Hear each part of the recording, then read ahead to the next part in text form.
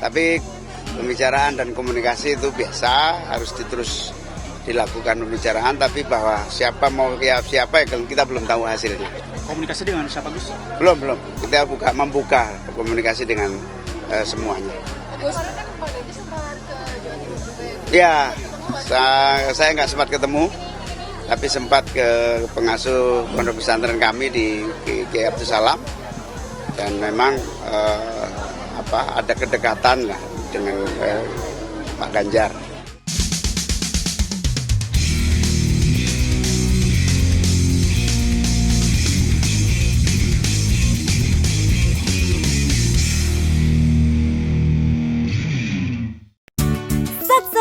Sikat korupsi.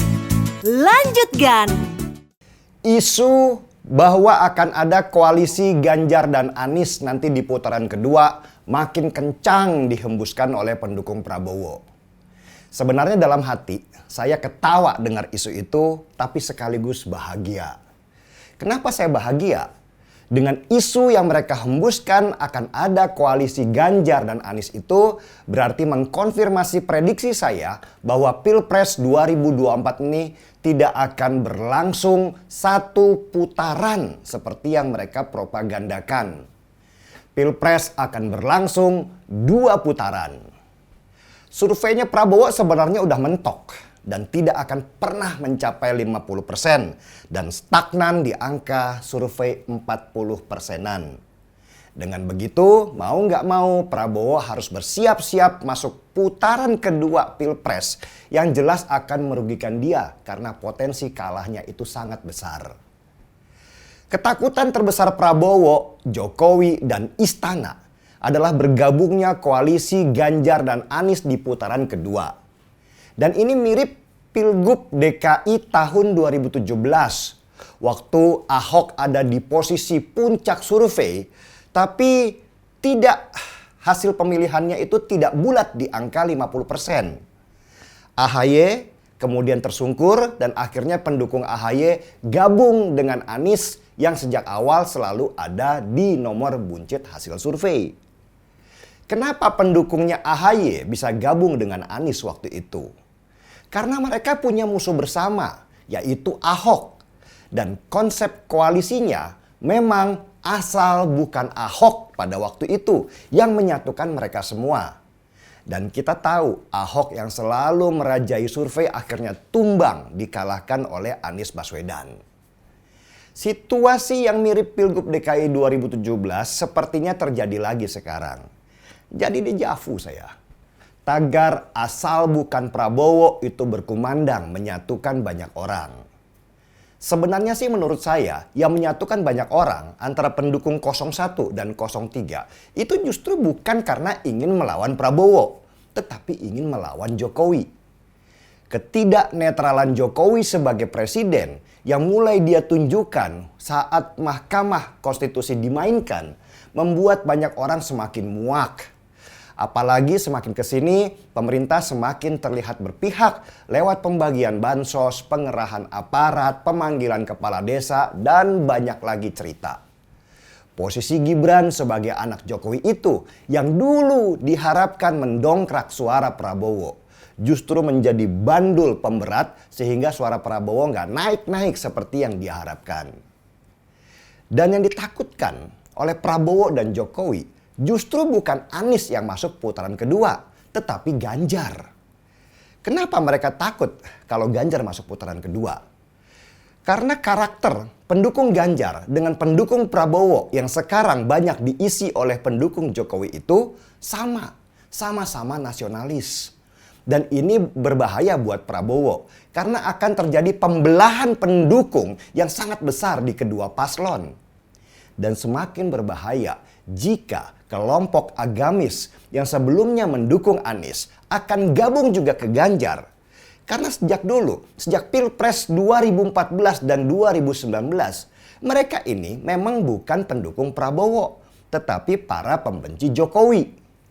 Ganjar akan dapat keuntungan besar jika masuk putaran kedua, persis seperti yang didapatkan oleh Anies di Pilgub 2017.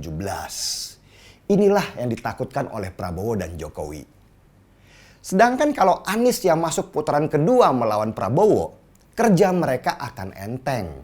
Karena para pemilih Ganjar yang dulu milih Jokowi, sebagian besar bisa saja akan milih ke Prabowo karena takut Anies menang. Sebab di belakangnya ada kelompok agamis.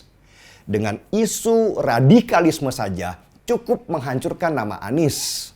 Apalagi sekarang Abu Bakar Ba'asyir, tokoh garis keras, secara terang-terangan mendukung Anies. Karena itulah mulai sekarang dihembuskan isu ketakutan akan adanya koalisi Ganjar dan Anies. Supaya pendukung Ganjar yang nasionalis akan menyeberang ke Prabowo karena tidak suka dengan Anies. Ini memang permainan atau operasi intelijen untuk mengoyak pendukung Ganjar dan berpindah ke Prabowo. Sebenarnya, para pendukung Anies ketika mereka tidak lolos putaran kedua sudah pasti atau otomatis akan dukung Ganjar, kecuali yang garis-garis keras itu. Kenapa? Ya meski mereka juga tidak suka dengan Ganjar, tapi mereka lebih tidak suka dengan Jokowi yang mereka anggap menghancurkan harapan mereka dengan intimidasi, persekusi yang mereka tuduhkan ke Jokowi yang sejak awal ingin menjegal Anies. Apalagi sejak debat ketiga, Prabowo terlihat memusuhi Anies. Makin kuatlah tekad para pendukung Anies untuk menjatuhkan Prabowo di putaran kedua.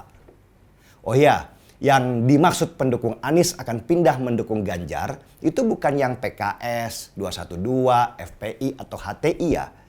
Karena para kelompok garis keras itu tahu Ganjar jauh lebih keras dari Jokowi kalau masalah radikalisme.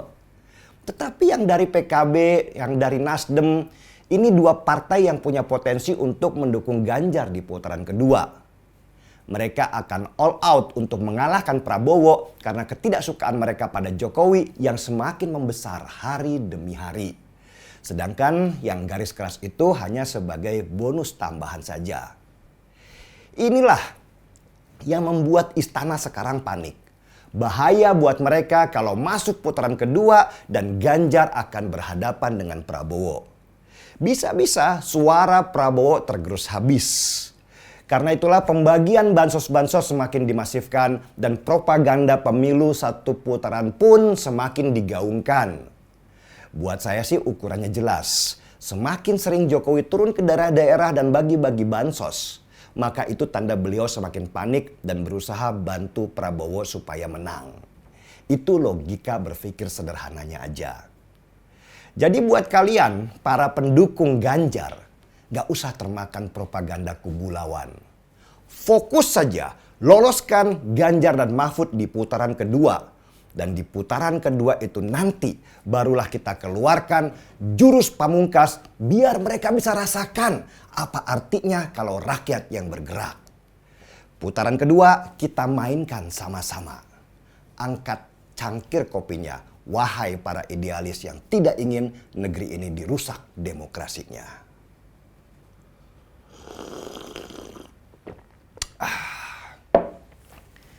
Gaspol.